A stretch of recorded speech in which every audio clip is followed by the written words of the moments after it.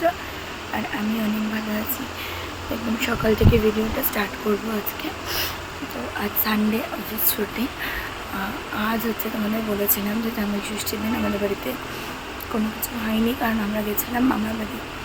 তো আজ বাড়িতে হচ্ছে খাওয়া দাওয়া রয়েছে, তো তার জন্য রান্না হবে আর অনেক আনন্দও হবে। তো যাই হোক, তোমাদের সাথে সবটাই শেয়ার করবো, তার জন্যই সকাল থেকে ভিডিওটা স্টার্ট করলাম। যাই হোক, দেখতে থাকুন।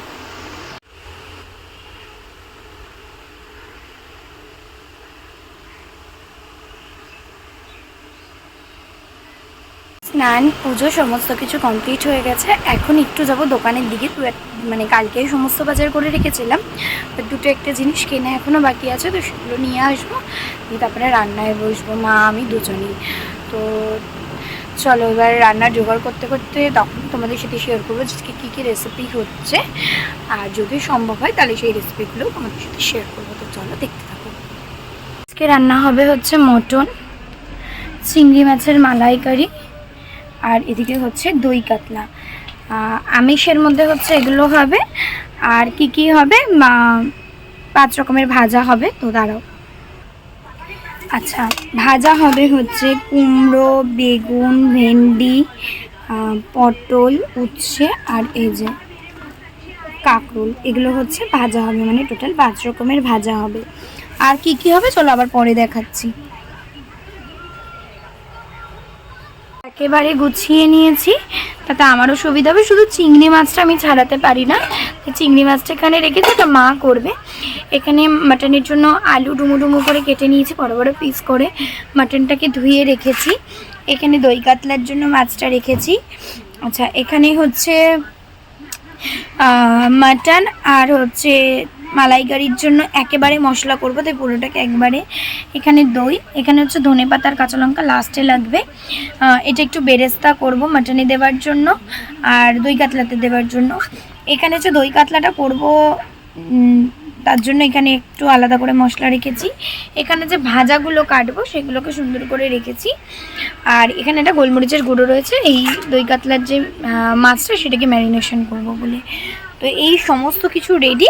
তো চলো এবার একে একে রান্নার জোগাড় করি। তো রান্নার জোগাড় করতে করতে একটু খিদে পেয়ে গেছিলো, তার জন্য একটু ম্যাগি করে নিলাম। তো আমি একা না, আমি, বোন আর মিষ্টি এসছে আমাদের বাড়িতে, তো মিষ্টিকেও দিলাম। তো 3 জনে মিলে একটু টিফিন করে নিলাম। আর সকালবেলা ছাতু মুড়ি খেয়েছিলাম, তারপরেও একটু খিদে পেয়ে গেছে, তো আমি একা খাবো, তাই ওদের 3 জনকেও দিলাম। তো একটু খেয়ে দিয়ে তারপরে এবার পুরোপুরি রান্নায় লেগে পড়বো। মোটামুটি জোগাড়জাতি সমস্ত কিছুই কমপ্লিট হয়ে গেছে। তো যাই হোক, চলো এবার রান্নাঘরে যাওয়া যাক, খেয়ে দেবো। তো এখানে দেখো আমি সমস্ত ভাজাগুলোকে বসিয়ে দিচ্ছি। 5 রকমের ভাজাগুলো ভেজে নিয়ে তারপরে একে একে মাছের রেসিপিগুলো করে লাস্টে হচ্ছে মাটন করবো। তো যাই হোক, চলো দেখতে থাকো।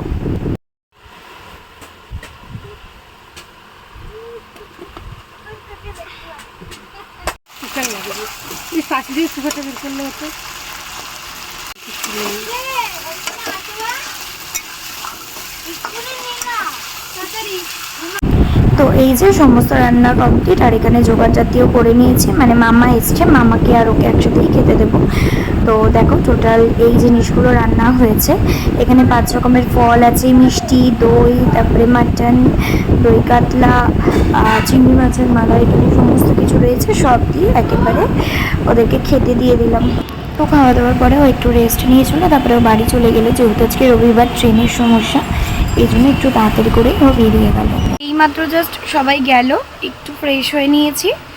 আর যেহেতু সন্ধ্যা হয়ে গেছে অনেকটাই, একটু টিফিন করব, মানে আজকে আর বেশি কিছু না, আজকে একটু মুড়ি মাখিয়ে খাবো। খেয়ে দিয়ে তারপরে টুকটাক কিছু কাজ আছে সেগুলো করবো, দেন রাতে খাওয়া দাওয়া করে রেস্ট। কালও ছুটি আছে অফিস, তো কালকের দিনটা ভাবছি পুরোই রেস্ট নেবো, আর কোথাও বেরাবো না। তো যাই হোক, চলো আপাতত একটু মুড়ি চুড়ি মাখাই দিয়ে খাবো, ট্রেনও কম।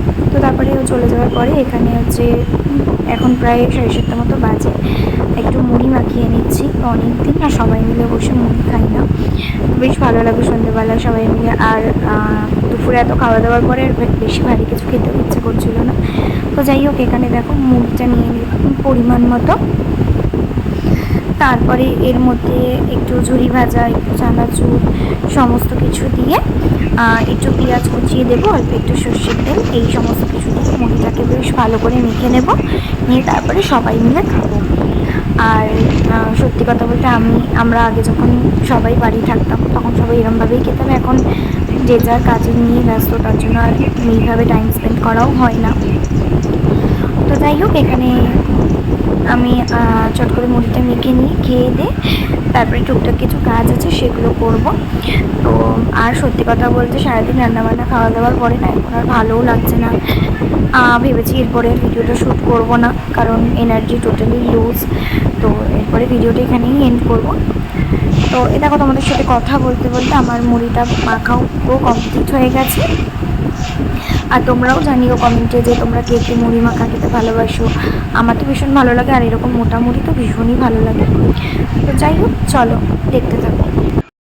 তো যাই হোক, আজকের ভিডিওটা এখানেই এন্ড করলাম। তোমাদের কেমন লাগলো জানিও, ভালো লাগলে একটা লাইক করো, কমেন্ট করো, চ্যানেলটিকে সাবস্ক্রাইব করে চ্যানেলটির পাশে থেকো। আবার দেখা হচ্ছে নতুন অন্য কোনো ব্লগে। ততক্ষণ একটু সবাই সুস্থ থেকো, ভালো থেকো।